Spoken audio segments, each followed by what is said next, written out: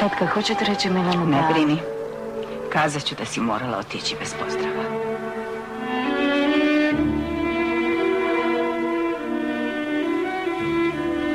I oprostite svi.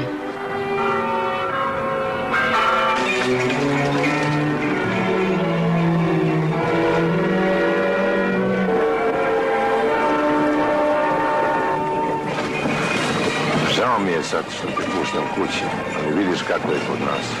Vojna je u Beograd poslata depeša i sve rastomača, izaće na stanicu. Da će Bog da se opet vidimo zdravi i raspoloženi. Da će Bog.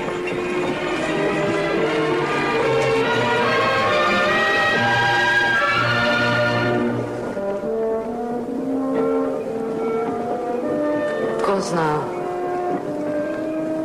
šta me još čeka u životu. Ljudi se međusobno gone i mrse.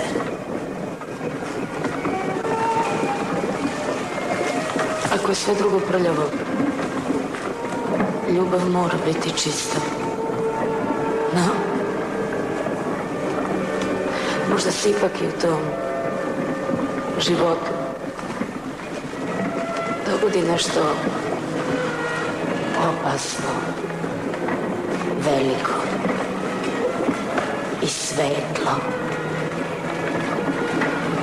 Od čega će svi da sinu i varoš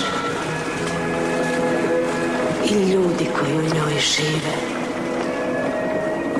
i ja sa njima.